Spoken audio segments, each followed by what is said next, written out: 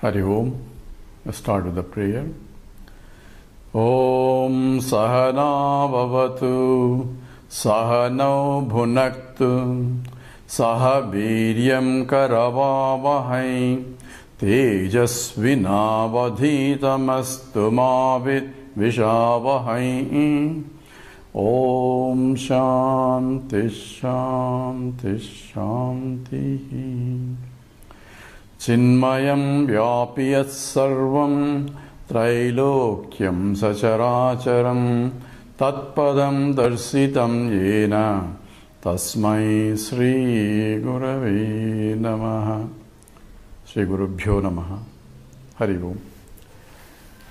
The last talk we emphasized that for every knowledge of an object we are only gathering the information through the attributes.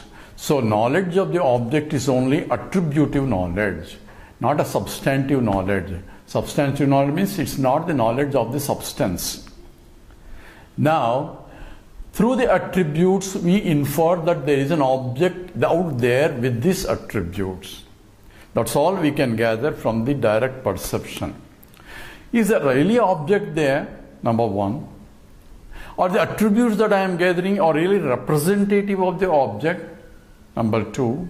Are we gathering all the required information about the object through the attributes for us to make this is this object and not the other object? And all these three are involved in the correct knowledge. The first question is there an object there? I am seeing attributes through my senses. Is there an object there? How am I going to know? Just because I am seeing it, is it there? Remember that question. Because if I see it, therefore it is there, is a conclusion that we are arriving at based on just perception.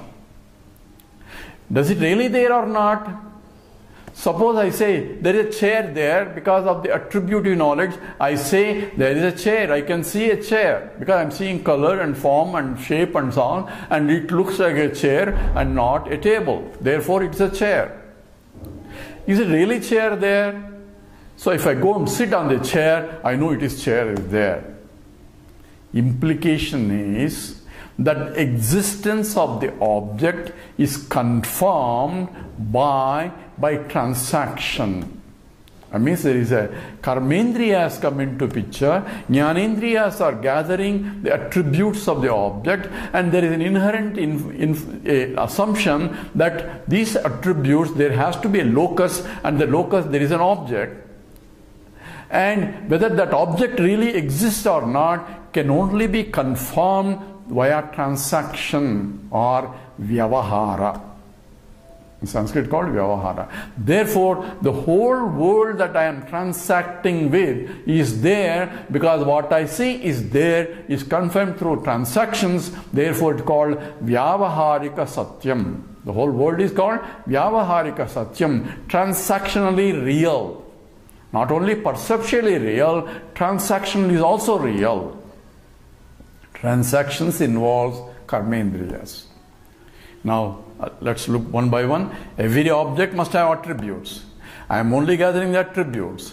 From the attributes, I say there is an object. And the object's existence is confirmed only by the transactions. And now let's ask the question. Is the object really there or am I imagining? That's also a possibility. So therefore, when I gather the attributes, I should gather attributes enough to differentiate that object from other object. Then only I have a clear understanding it is this object and not the other object.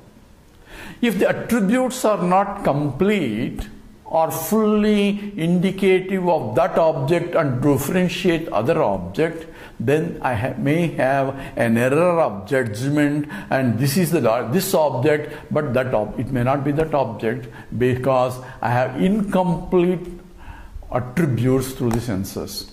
It can be because of my sense capability, or it can be environment is not conducive. For this, there can be error in perception. Therefore, errors in knowledge can arise when the attributive knowledge is incomplete or does not represent a reflection of the exact attributes of the object. That's why the Eureka story, all that glisters need not be gold, because I am only seeing the glistering things and conclude that it is gold, because I am seeing the attribute and making a judgment that it is gold, because I know gold has an attribute. If some other also object has the same attribute, then I cannot differentiate whether it's really gold or not gold. It can be gold, it need not be gold. So error in judgment or error in perception can occur when attributes are not exact, representative or reflection of actual object there. That's number one. There are some philosophies that says mind itself is creating that. So when I see, that's called idealistic theory, where I am seeing the object because the mind is seeing, because if the mind is not there, I don't see an object. Therefore, mind is creating also the object out there. That's not true. Vedanta doesn't subscribe that. It is not my mind that is creating the chair there. Chair is already there. I didn't create a chair and then I am seeing it. Chair is already there, but I am seeing only, my mind is only gathering information via senses and gathering it. And therefore, my conclusion that there is a chair is attributes are not created by my mind, but attributes are created by the object there, and I didn't create that object. Who created the object? We'll come back. That's come from the Ishvara Srishti.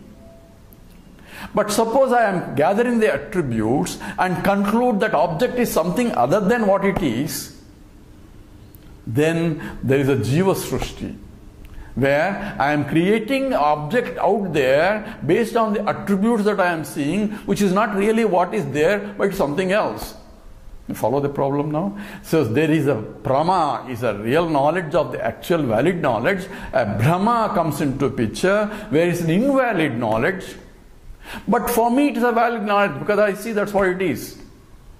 And therefore errors in perception or errors in knowledge can occur when the attributive knowledge is not complete or not exact representation of the object that I am seeing. This is called adhyasa, error of superimposing. So superimposition.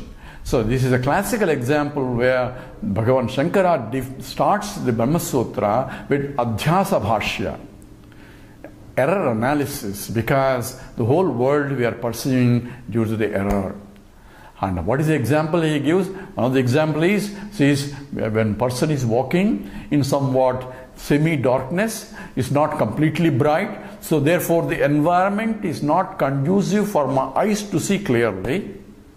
It's not the eyes problem. It is environment, light is not enough. Therefore, when I am walking in the semi-darkness, I stepped on something which is 5 feet long and it's soft, and say, hey, that's a snake.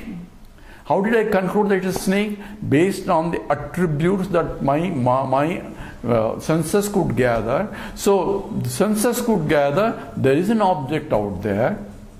I'm not creating the object. There is an object out there. It is lying there on the alley as I am walking, and I heard a lot of snakes are there going around. So it can be a snake. And when I stepped on it by mistake, it is soft. And based on this information that I am gathering, and so it is soft, it is 5 feet long, and it is lying there in the alley. Therefore, these are attributes can belong to snake. It can belong to rope also. So the attributes that I have gathered through these senses are not able to distinguish whether it is a rope or a snake. See the whole problem now. I am seeing something, but now based on what I am seeing, my mind is through volition, perception, volition and cognitive process. It says there is a thought, and thought constitutes the contents of the thought is that it is a fact a snake, because from my memory, previous memory, that snake has this kind of attributes. Rope also has this kind of attributes, but my mind jumps into that it is snake because of the security, because I am afraid of the snakes. So, therefore, for me, I am seeing a snake there. Whereas the other person who has a better vision, he says, no, it is a rope. See the question now. When I say that there is a snake on that time, now this is my perceptual knowledge. This is based on my thought projection and the memory from the cognitive process and the recognition process. All this is occurring step by step. From the senses, forming and gathering information, it forms a thought in the mind, and when I attributive thought, and when I look at it and compare from my memory, what are the objects that are having the same attributes that I am seeing? It says, yes, snake comes under that. Therefore, there is a recognition that the object that I am cognizing is indeed a snake. Now, is snake is a Jiva Srishti or Ishvara Srishti? This snake is Jiva Srishti, whereas the real snake may be there. So the real snake may be a Ishvara Srishti, from which I know how the snakes look like. But this recognition process and recognizing that there is a snake out there is Jiva Srishti, because actually it is only rope. What is there is rope is Ishvara Srishti there. But in my mind, it is actually out there is a snake. This is called adhyasa. So now look at, we have to analyze what is adhyasa, because this is the foundation for the whole Vedanta also. Why? Because there is an error in perception or error in the knowledge of what I see. Because I see the whole world is real. That is the error. But how does the error come? This is all the process that are being described here. So when I step on it, I say it is a snake. And because of that perception, now I have secondary reactions occurring, because I have blood pressure patient and I am very much worried about the snakes, and my blood pressure is going up, my heart is beating up, all the reactions coming from the knowledge that it is a snake. I start running, so there's an action is coming too, and those are real as real. And these are secondary actions based on my error of judgment or error of whatever my perception is. And these are real, because one can measure the blood pressure and see it is real. Now the question is that this snake, which is actually a individual creation, but for me it's not my creation, it's right there. Otherwise I won't get blood pressure problem. So therefore, for me, the snake is real indeed there. I will everybody advise, don't go there, there is a snake there. So therefore, whatever conclusion I arrive at, for me, it is real knowledge. It's not a Brahma. It is essentially the valid knowledge, Brahma only. I can even live the whole life with that knowledge that it is real snake there. And I even kick the bucket with the whole life itself is with that knowledge, which is really not real knowledge but Brahma only. From whose reference? From the point who knows what it is. Suppose a person comes and tells me, hey, there is not a snake but it is a rope. You say, why should, if it is a rope, why am I seeing a snake?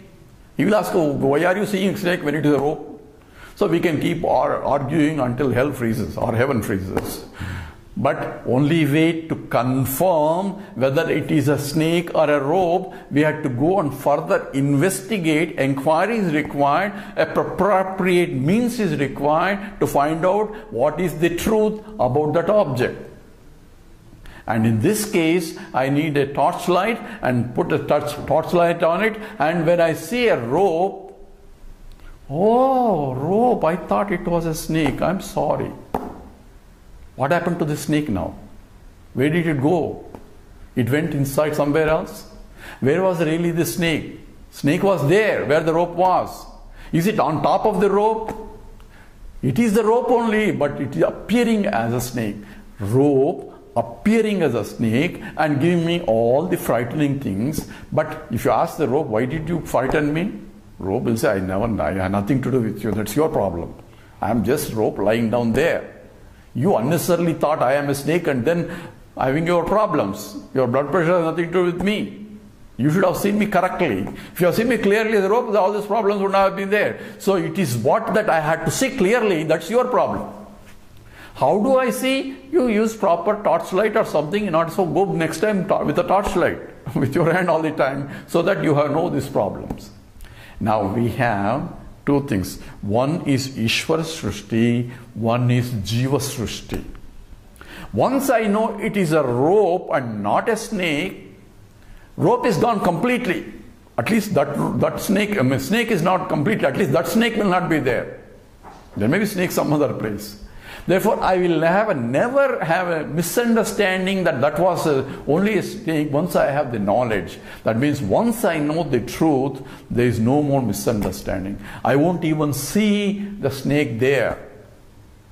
This is why, because this is a subjective projection of an object out there. Every word is very precise.